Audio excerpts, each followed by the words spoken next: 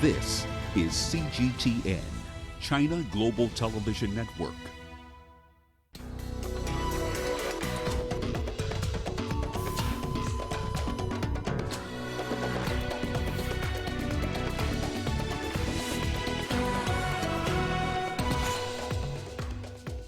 Boko Haram kills dozens, destroys villages in northern Nigeria. Burundi President Pierre Nkurunziza dies of cardiac arrest at 55. And the UN warns that nearly 50 million people could fall into extreme poverty. Hello and welcome. You're watching Africa Live. We're coming to you live from Nairobi. I'm Hannah Viviers. Here are more stories making headlines this hour. In business news, the World Bank warns that Tanzania's economy is headed for a sharp contraction. And in your sport, it's just a day to go before the resumption of La Liga, with Sevilla set to take on Real Betis. Our top story, we begin with Boko Haram's attack, which has killed at least 69 people in northern Nigeria. Gunmen attacked the village of Faduma Koloram, located in the country's Borno state. Witnesses say the gunmen razed the village to the ground. They also allegedly stole over 1,000 cattle and camels. For years, Nigeria's military has been fighting against Boko Haram militants. The group's attacks have displaced millions in the country's northeast. Well, for more on that story, we're now joined by Daniel Oluwaseun Olatunde, a security analyst based in Abuja, for more on that story. Thank you so much for joining us, Daniel. Why are these attacks by militants persisting, particularly in the northeast, despite deployment of thousands of security personnel in that region?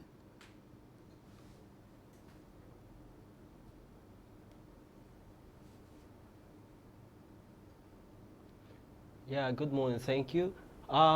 It is a difficult terrain, and the security architecture in Nigeria has failed to either recognize the loophole or plug in the loophole, because the military do not have enough capacity. While they reclaim a place, another agency of the security should move in to secure the place. But that issue is no, it's not happening. So these people, the Boko Haram elements, can regroup and attack the citizens. Well, speak to us about what this is doing particularly. I mean, in our story, we just heard of how this has caused wide migration for people, displaced millions of people. Speak to us about the people that are remaining, what this is doing to their livelihood, and just being able to live in an area that belongs to them.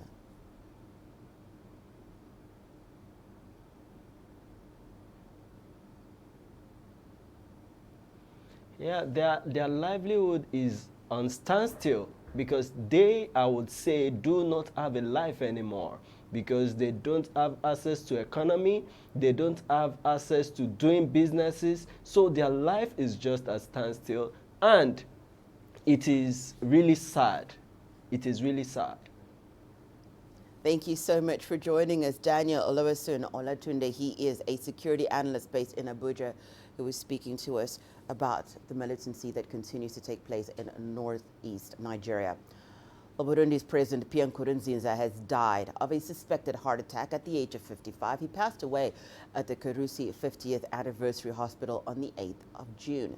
Nkurunziza has been in power since 2005. He was due to be replaced by Evariste Ndayishimiye, who won the country's presidential election conducted in May this year. Pierre Nkurunziza was born in 1964 in the province of Ngozi.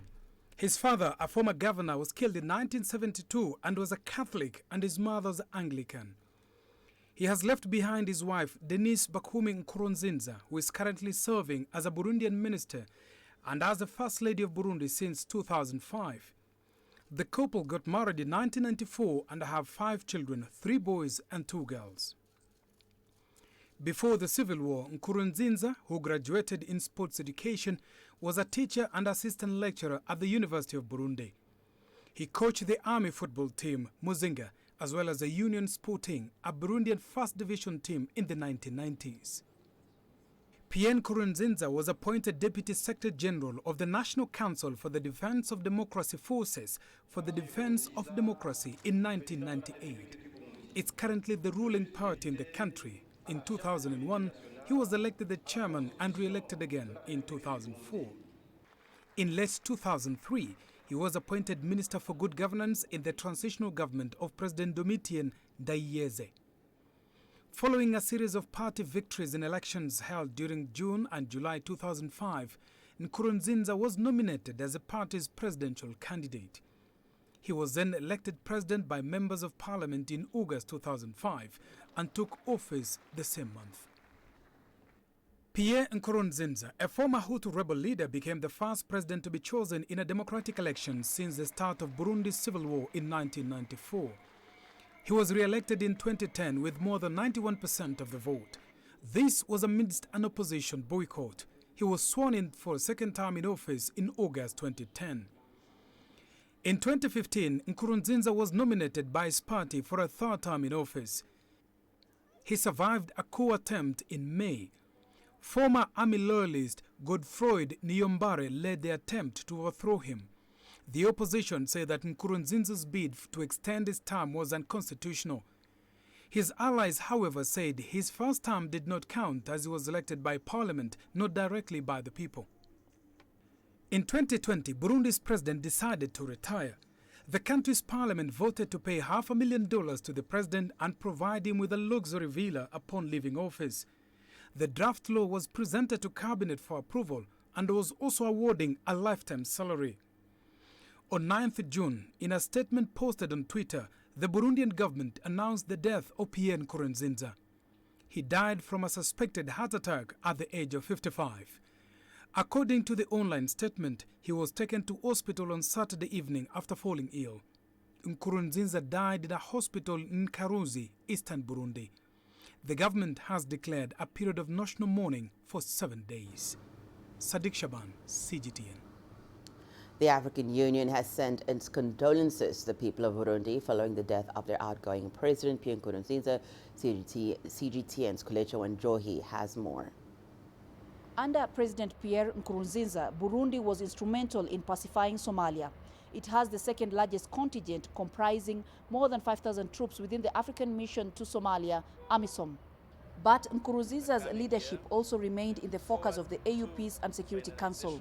In 2015, the fallen leader attempted to take up a third term of presidency, which the African Union considered illegal. The AU refused to send an election observation mission to Burundi, but Nkurunziza went ahead with the elections, which he won.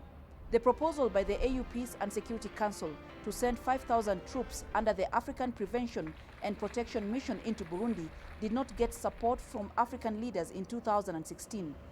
His leadership was also criticized for human rights violations by the African Union and the United Nations. Nkurunziza was rare at the African Union summits, mostly sending representatives, but his impact was still felt. Colette Wanjohi, CGTN, Addis Ababa, Ethiopia. Meanwhile, the Speaker of the country's National Assembly is expected to lead a transitional government. Newly elected President General Evariste Ndayishimiye is to be sworn in August. However, residents of Burundi's capital, Bujumbura, have expressed their shock following the death of President Nkurunziza. Many say they are yet to accept this reality now that the late president was to hand over power to his successor.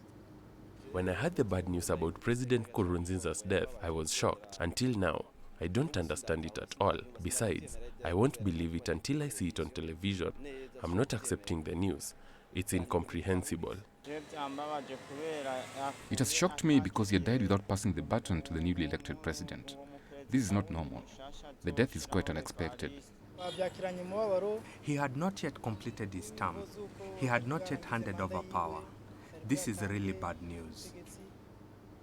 For some analysis into the story, we're now joined by Matthias Muindi, an independent political risk analyst on Horn of Africa, Great Lakes, and East Africa, for the analysis of President Nkurunziza's passing. Thank you so much for joining us, Matthias. We were just talking before this started of how he does have a mixed legacy. Speak to us about that. Yes, Mr. Nkurunziza's legacy is a mixed one. When you look at the first 5 or so years of his reign, he did pretty well. because first of all, he came to power through an agreement which ended one of the worst civil wars we have ever seen in Africa. So there's that positive element of it. He ended a civil war, improved national security, and allowed thousands of refugees to return home. He also announced in 2018 not to seek a re-election in 2018. That allowed for the emergence of new leadership in Burundi. But on the other hand, his decision in 2015 to seek for a third term provoked wide-scale instability in that country, include a failed military coup. That political crisis still sustains in Burundi, and at the same time, it led to an international isolation of Burundi, which also continues, because we saw in the recent elections, African Union and even the Eastern African Regional Community leaders, they didn't send any representatives or observers to that election. So it is a mixed legacy. Just speak to us about what the likely implications of his death might be on Burundi and on the region. In terms of Burundi, this is an opportunity for the country to try to reset some of the things which have gone not well under Nkurunziza. One of them is relations with some of the neighboring countries, Rwanda especially, and also the wider African region. So this is an opportunity for whoever will take over in Burundi to try to end the country's international isolation. It's also an opportunity for the country to organize an orderly transition. Burundi doesn't have a very good history in terms of political transitions. We know the Speaker of Parliament is likely to take over, but we also have a president-elect who is also waiting to take over. So it's very important for the administration in Burundi to organize a credible transition. In terms of regional security, the biggest, the main country which is looking at what's happening in Burundi is Rwanda. They have had very tense relations. So Rwanda is looking very, very carefully how that transition goes, because if it goes on very well, it will improve regional security. It will also improve the situation in Eastern DRC, where thousands and thousands of Burundi refugees still remain. Let's speak to us about what we are likely to see going forward, especially when the new president comes in August. It depends on how orderly the current transition is going to be. If it's orderly, we'll see a very smooth transfer of power in August. If it is not, the transfer in power in August might not happen. But let's assume everything goes as smoothly as expected. The first thing Burundi is going to try to do is the new president still going to be left beholden to the policies of Nkurunziza? If they are still stuck in the Nkurunziza policies, very little is going to change in Burundi in terms of politics and in terms of the economic turmoil. On the other hand, if there is change, there is a likelihood that the international isolation of Burundi is going to end, and some of the domestic political and economic problems are going to start easing, starting anytime in the next 6 months or so. Well, it's one of those things we're just going to have to wait and see. Thank you so much, Matthias, for joining us. Well, now, here is CGTN's Noel Mwakugu with an analysis of Pierre Nkurunziza's legacy in his country. For a man his age, Pierre Nkurunziza achieved what many in Africa might never live to fulfill. He was one of the youngest presidents on the continent and one who would have gone into history books among the youngest retired presidents. Having known this, Nkurunziza crafted his exit from political scene by ensuring his continued role in the running of the Central African nation after his exit. But the hand of fate did turn his dreams into lasting silence in an unexpected death, a death that is attributed to cardiac arrest. His entry into politics was informed by a horrifying experience in 1995, when hundreds of his students from the Tutsi tribe were killed by Hutu radicals. Burundi had descended into civil war after the assassination of Melchior Ndadaye, its first democratically elected president. It was one of the many episodes to bedevil the nation since independence. Before this, Burundi endured 10 years of military rule under Michel Micombero, whose repressive regime bred a genocide in which over 100,000 Hutus were killed. He was from the Tutsi community. His troubled rule was followed by a violent period in which several presidents were assassinated in military coups. The civil war in Burundi, which began in 1993 after the murder of President Melchior Ndadaye, proved to be a challenge to international negotiators, with the then respected South African President Nelson Mandela playing a leading role in trying to resolve the impasse. After the 1995 incident, Nkurunziza would later join the then rebel movement, National Council for the Defense of Democracy Forces, CNDD-FDD, where he rose through the ranks to be its Secretary General. A fallout in the party saw him lead a faction that later signed a peace deal and was later incorporated into the transitional government in 2003 under the then-President Domitien Ndayizeye. He would later be elected president by parliament. Although Burundi is still emerging from its dark shadows of its bloody civil war, Nkurunziza played a big role in its political stability. Under his watch, the country has enjoyed relative peace and regional acceptance. Pierre Nkurunziza led his nation into pushing for the integration into the regional East African community. Being of mixed Hutu and Tutsi ethnicities, Nkurunziza has been instrumental in bridging the political gap between the two communities that have been at odds for decades. Even now, politics in Burundi is largely centered around the two biggest tribes. However, the rosy side of Nkurunziza comes with a painful thorn beneath it. He has been accused by local opposition leaders of being repressive. His decision to seek a third term in 2005 plunged Burundi into political crisis. He would survive an attempted coup later by Godfred Nyombare. He was also accused of isolating the nation by pulling out of the Rome Statute that created the International Criminal Court by clamping down on opposition groups. There are also claims that his security forces committed acts of torture on dissidents. He has always denied repressive and torture allegations. His government has also been at loggerheads with neighboring Uganda, a country with a shared history and culture with Burundi. When coronavirus was reported in early March 2020, at a time when Nkurunziza was campaigning for his chosen successor, Evariste Ndayishimiye, who later won the polls, he refused to call off the polls. Unfortunately, a close family member was reportedly evacuated to Nairobi after allegedly testing positive for the virus. In his retirement, Pierre Nkurunziza was to serve as Burundi's supreme guide, where the sitting president was meant to consult him on national unity and security. It was a new post created as he prepared to leave office. Pierre Nkurunziza, a politician, an avid football player, preacher, husband and father, died at the age of 55 years. Nomakugu, CGTN. Food security continues to be a pressing issue around the world amid the current COVID-19 pandemic. CGTN's Asta Tal has more on how the United Nations experts are raising the alarm on a potential crisis. The UN has issued a dire warning.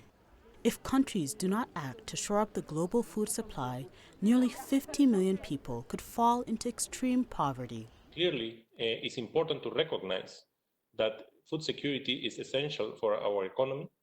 The scale of the scope of the food economy measured as people is 4.5 billion of 7.8 billion on Earth. So nearly 1/3 of whom are exposed to disproportionate risk. So it's a huge part of our population that are at risk. The current COVID-19 pandemic has affected global food supply chains. COVID is compounding already a bad situation to begin with. For us, what is really, really important is to make sure that we are able to reach people who are in worst possible states even before COVID came.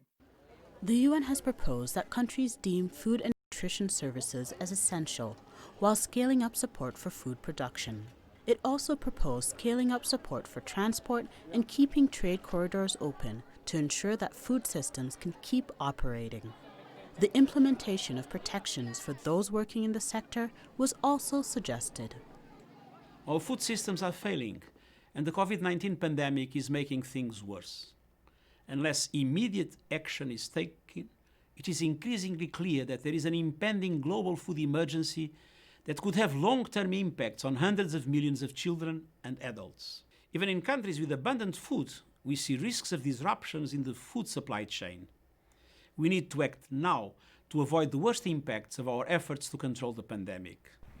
Guterres also urged for a more sustainable approach to the global food supply chain. Asta Tal, CGTN. Sudan's Darfur militia leader Ali Kushayib is currently being detained at the International Criminal Court.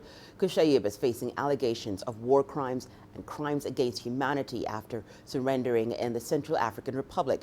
Kushayib is the first Sudanese suspect taken into ICC custody in The Hague. The court issued an arrest warrant for him in 2007, accusing him of persecution, murder, and rape in the Western Sudanese region of Darfur between 2003 and 2004. The conflict in Darfur killed an estimated 200,000 people and drove about 2.5 million from their homes. The United States said killings there amounted to a genocide. The UN Security Council referred the situation in Darfur to the world's first permanent war crimes court in 2002. Floods triggered by torrential rains are paralyzing large parts of southern China, affecting millions of people in 9 provinces. Authorities say total economic losses are expected to surpass 4 billion yuan. At least 6 people have been killed and 1 is missing. In the Guangxi-Zhuang Autonomous Region in central Hunan province, 7 people have been killed and 1 is missing. Tim Ulrich has more. Villages underwater, houses destroyed, children and the elderly trapped. The strongest downpour this year has hit most parts of southern China, affecting over 2.6 million people in 11 provinces. Starting last Tuesday, 110 rivers have seen water levels rising to dangerous levels, and more than 1,300 houses have been destroyed. In Shuangjai village in the Guangxi-Zhuang Autonomous Region, over 3,000 people were trapped when the flood hit, cutting off access to the outside world. Armed police had to go door to door to evacuate residents to safety. It's the worst flood our county has experienced since 1994. Armed police dispatched a team and brought us relief supplies.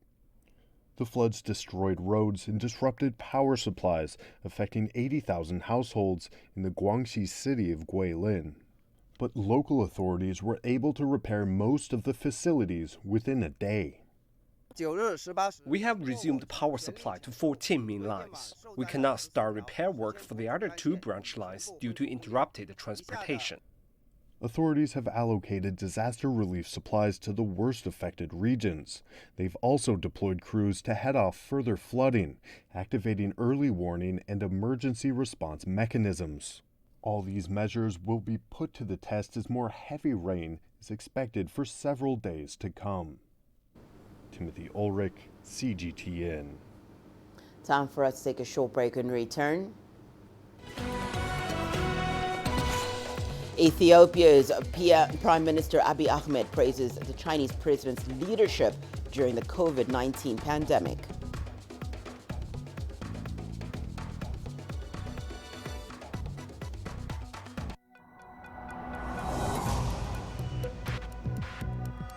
Each day, there are millions of stories.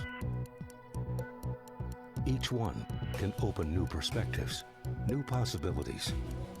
Wherever you look, we are there to see, discover, explore. We put the pieces together to find what really matters to you, all around the world, all around the clock. Our reporters are at home across the globe. From our headquarters in Beijing and production centers in Washington, Nairobi, and London, China Global Television Network. Stories from across the globe, reaching people across the globe. CGTN. See the difference.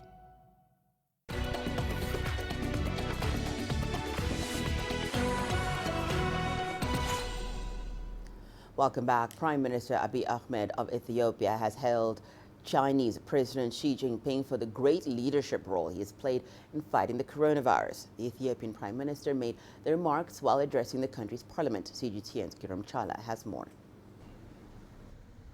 According to Prime Minister Abiy Ahmed, the Chinese government has provided every protection necessary to Ethiopian students during the COVID-19 outbreak. And as a result, none of the 400-plus Ethiopian students in China caught the virus. That is why Abiy said President Xi Jinping deserves praise. At the beginning, the president of China had promised us that an Ethiopian won't die before a Chinese national. Ethiopians won't be hurt before Chinese. He said to be, we shall protect them as VIPs and keep them safe. President Xi deserves the utmost gratitude. Not a single Ethiopian student has been affected by the coronavirus. Not even one. Thanks to the president, they have received the highest care. Ethiopia was one of few countries in the world which continued business relations with China after the coronavirus outbreak. Ethiopian Airlines, for instance, had no single flight cancelled to China at the height of the pandemic. Abiy Ahmed, in his parliament address, told MPs Ethiopia's commitment to China during the COVID-19 difficult times has paid off. Because we didn't stop flying to China despite the odds, China today has allowed Ethiopian Airlines to fly from its territories at least 90 times a week. The airline is conducting flights from China to Brazil, Europe and Africa. The airline has been supported in cash too by China. This all because China has explicitly said the airline has been working with us during the tough times, and we do the same now.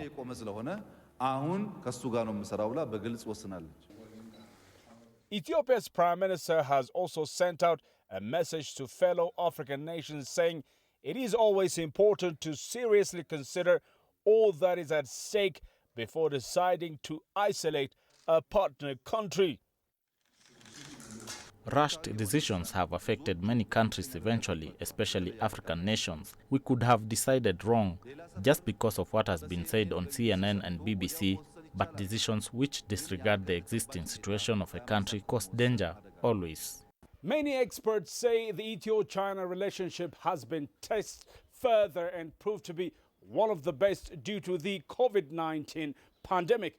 Addis Ababa stood by Beijing at the beginning of the outbreak, and China provided all the support available, including testing kits to Ethiopia after the virus hit the Eastern African nation. A pure example of friends indeed are friends in need. Grumtara CGTN, Addis Ababa, Ethiopia.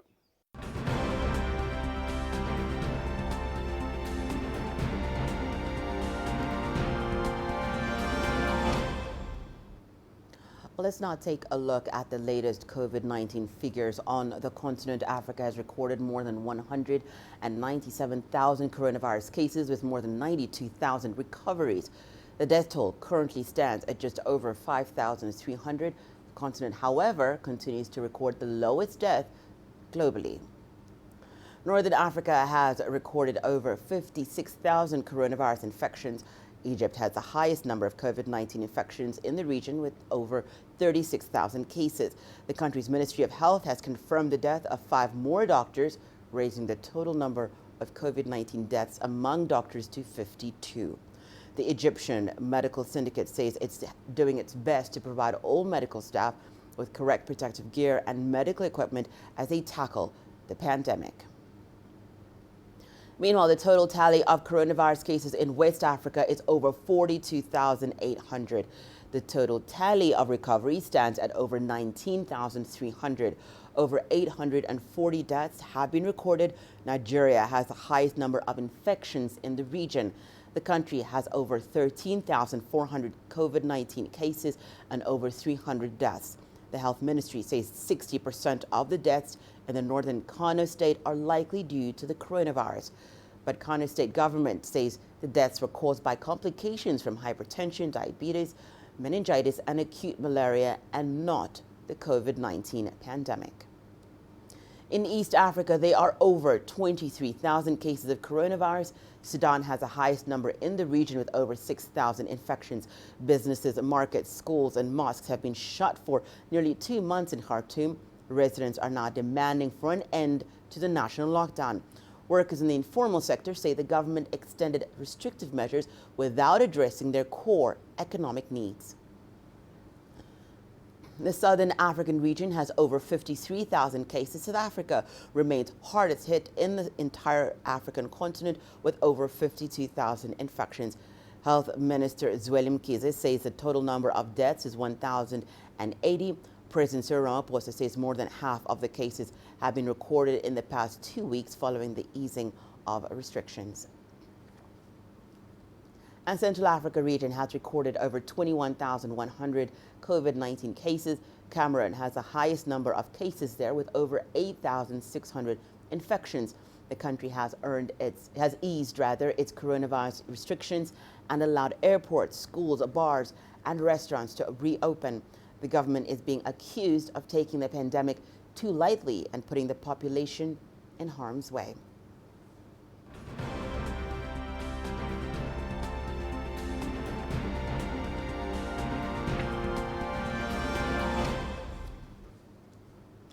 Well, here in Kenya, 19 more health workers are currently hospitalized in various facilities across the country after they tested positive for COVID-19.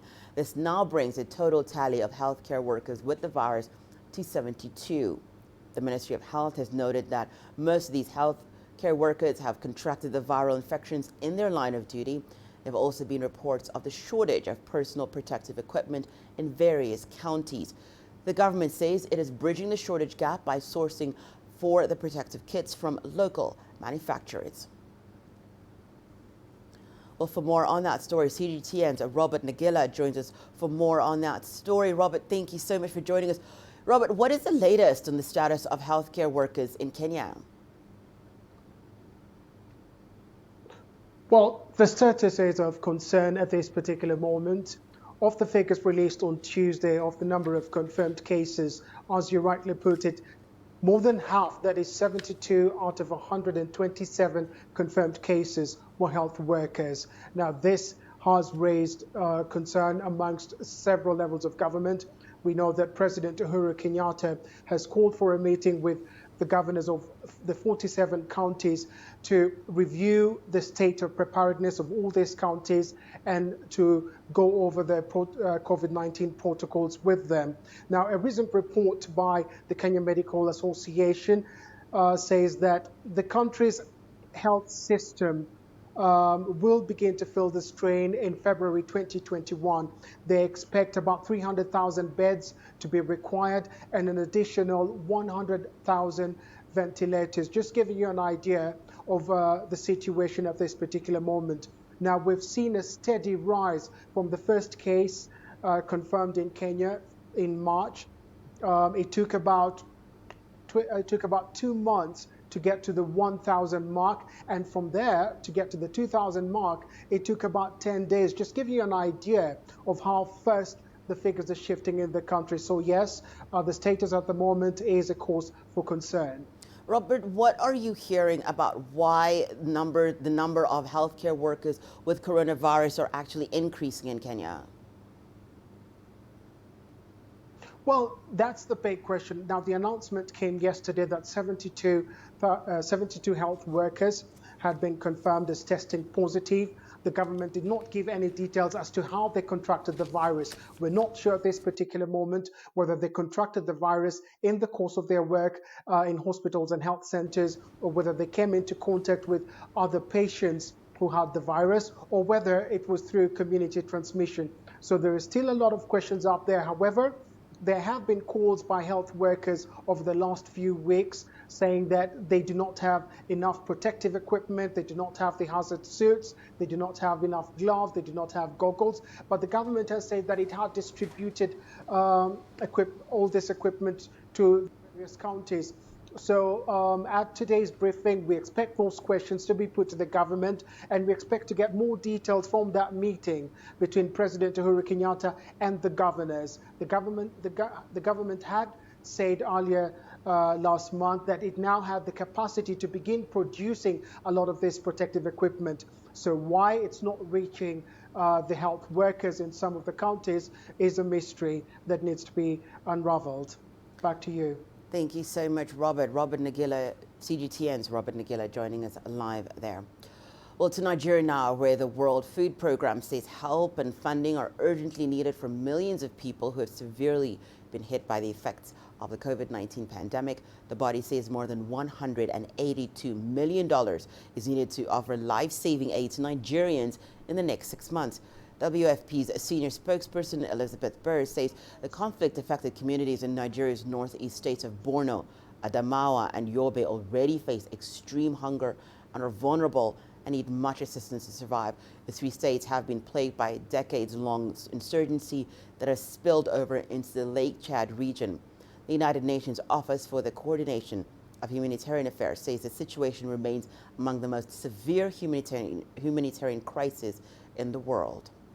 WFP plans to scale up its assistance to reach 3 million people in Nigeria, and including an expansion to support the government social protection systems in the cities of Abuja, Kano, and Lagos. That's why WFP is distributing now 2 months worth of food and nutrition assistance in IDP camps and among vulnerable community to ensure that people have enough food while they are on full or partial lockdown.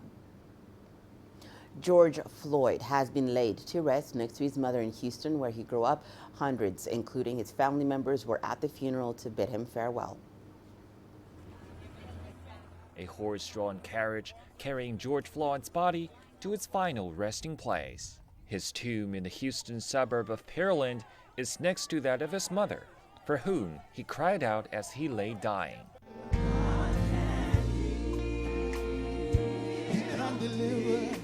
The burial followed a 4-hour-long ceremony.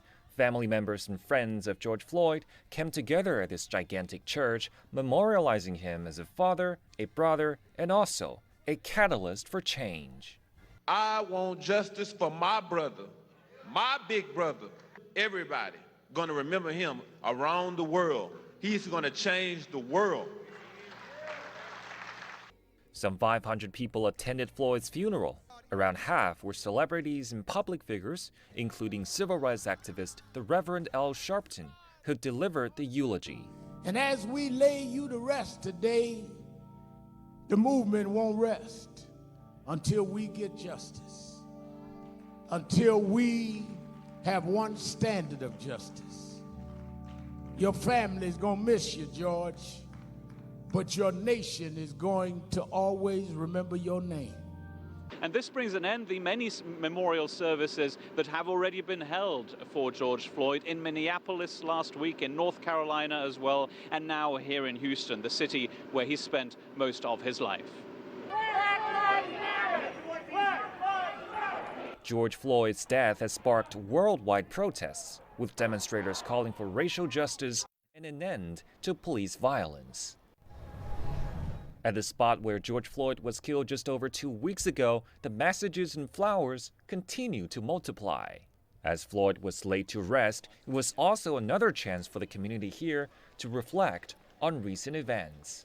I mean, this has been happening for years, and everybody knows that. Now that it's being put to the forefront, I think everybody can see it, and it's been the same. I mean, there's multiple races out here, and everybody just wants to be treated equally. I don't think it's too much to ask for us to just be treated, the same as everyone else. And as you can see, everyone out here is here for the same reason, and that's it. Although the immediate focus for many here is on getting justice for Floyd's killers, the goals are much broader. Reform proposals have moved toward defunding police and spending some of the money on other social organizations that can better help Minneapolis citizens. With the reform, what can be achieved is that we have officers who do want to protect and serve the community in which they are working in versus officers who are full of hatred for a person just based on the color of their skin. This is a community still reeling in shock following a dramatic chain of events that began here. But many are hopeful that long-term positive change can now be achieved. Protests against racism and inequality are continuing globally. Our correspondents in the UK and France have the latest. Right, but this is another moment in the Roads Must Fall campaign, which really gathered steam back in 2016. It's a call for the statue of Cecil Rhodes, which sits above Oriel College, to be taken down because of what it represents. First of all, let's give you a view of the protest and also of Cecil Rhodes looking down on it from his position on high. That's the front portico of Oriel College. There is Cecil Rhodes, which to many university students, and indeed many students of UK history now, represents the violent imperialization and colonialization of the southern African continent. A mining company built, a diamond company built, politics linked to London, and many African people suffering under this belief that the Anglo-Saxons were superior politically and in terms of civilization to the local African people. Now, this is the moment these protesters were hoping for, a chance to get out and put their grievances back out on the streets, this time of Oxford, a few days ago, of course, in Bristol.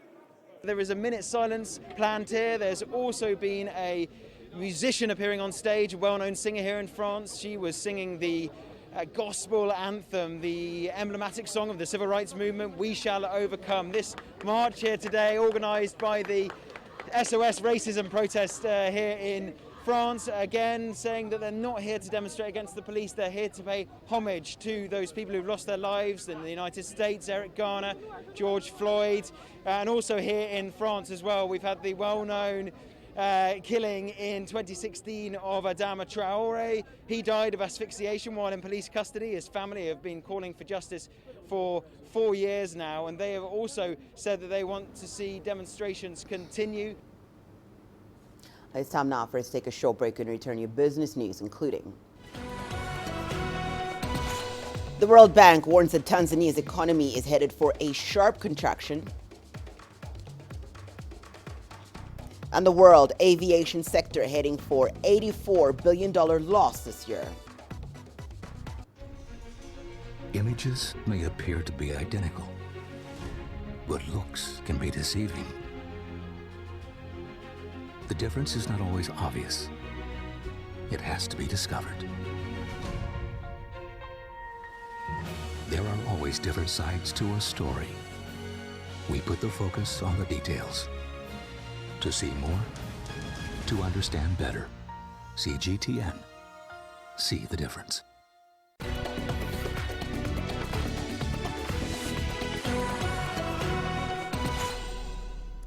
Time now for your business news. The World Bank has projected a sharp decline of Tanzania's economy in 2020 due to the impact of COVID-19.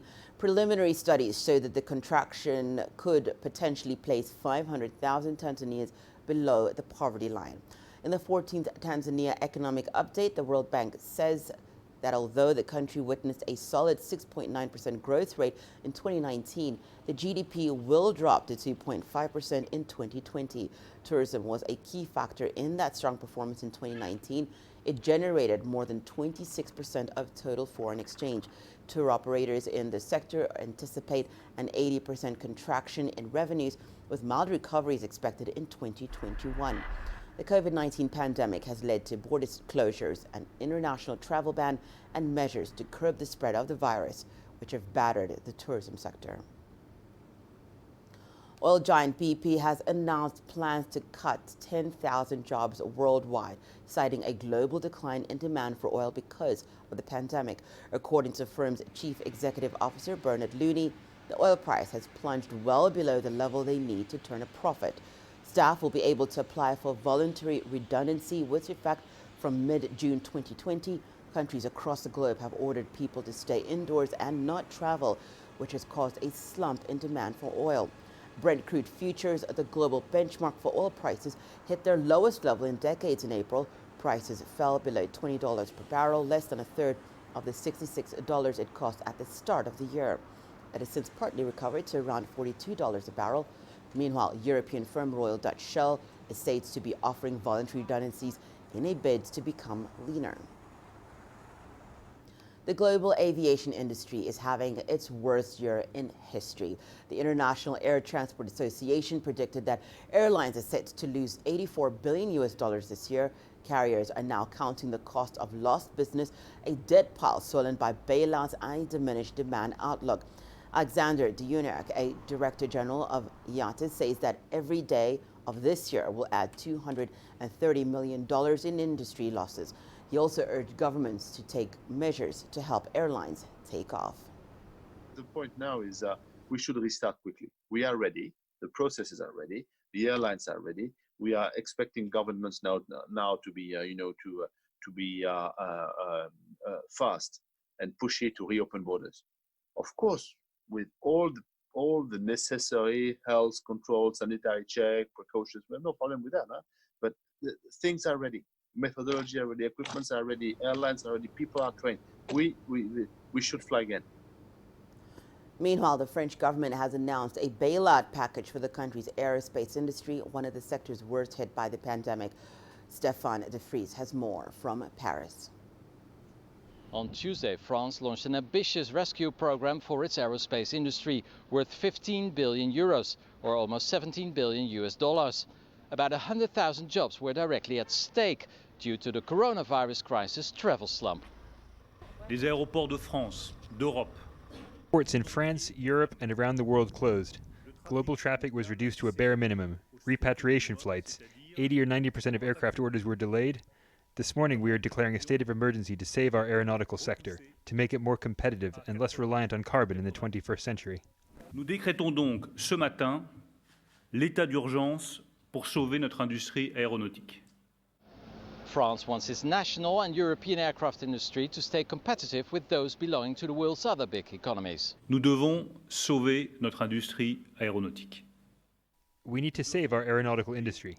We need to avoid giving any ground in the coming months to the US giant Boeing and to the Chinese giant Comac. We will not leave the global aerospace market to China and the United States. France and Europe will keep its share. Mondiale se partager entre la Chine et les États-Unis, la France et l'Europe y garderont leur place. The 15 billion euro package includes 7 billion euros of aid already announced for Air France KLM and acceleration of existing orders of Airbus tankers and other military kit. Stéphane de Vries, CGTN, Paris. In Uganda, tour operators are worried that the impact of COVID-19 could edge them out of business. They say the pandemic is keeping visitors away from the country's tourist attractions, and they're uncertain when their businesses will resume. CGTN's Hilary Ayesiga reports. Amos Wekesa is a tour operator in Uganda. He says his business has slowed down due to COVID-19. At least 80 of my staff have gotten letters to go on forced leave, really. And it's sad, it's not their problem, but again, you can't be spending when you're not earning. So we stopped earning in February as a business. The Uganda government has also imposed flight restrictions. Traveling to border districts is not allowed. Curfew and lodges are still closed for at least a month. This is affecting the tourism industry. Hotel bookings have just dropped off like a cliff, like dropping off a cliff. Air travel has dropped considerably. So we expect revenues to drop, but our costs are still high. Tour operators are now pushing for a stimulus package from the government. And the government has responded positively. Allow corporations, including small and medium-sized enterprises, to delay payment of corporation tax or presumptive tax for taxes due between April and June 20, and for tourism, manufacturing, horticulture, and floriculture to defer until September 2020. The Uganda government earned $2 billion in tourism revenue in 2017, up from $1.7 billion in 2016. But with the outbreak of COVID-19, they are uncertain about meeting their targets. Local authorities believe the country could lose $1.6 billion in tourism earnings after the pandemic. The International Monetary Fund has also projected that Uganda's tourism earnings could fall by 54% in the 2019-2020 fiscal year. Tour operators believe that a stimulus package from government will help the industry recover. But with many countries opening up and airlines beginning to fly, they hope for a quicker return to business towards the end of the year. Hilary Ayesiga, CGTN, Kampala, Uganda. Your sports news is coming up after the break. Here's what you can expect. It's just a day to go before the resumption of La Liga, with Sevilla set to take on Real Betis.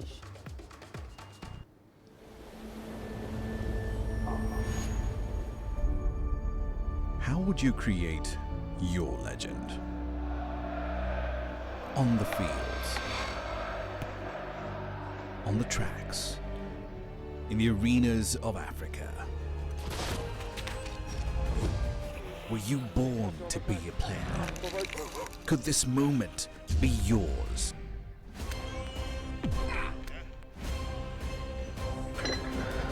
Sports Scene. Find your game.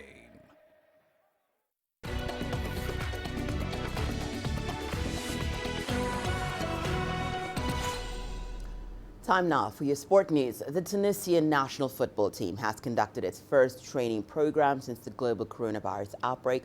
The team trained under stringent health protocols as a precautionary measure against the spread of COVID-19. Strict measures were undertaken as Tunisian football team returned to training for the first time since March. The players' locker and changing rooms were fumigated and disinfected in advance, and journalists who turned up to cover the event had their temperature checked before being allowed into the stadium. Confinement was, of course, a difficult period for the players and for their minds. 3 months of confinement, and now we return gradually for training. We are going to work closely with the players on a psychological level. We will work on some axes. Thankfully, we have a positive spirit in the group. Not all members of the national team made this first training session. Those who did not travel to Tunisia sent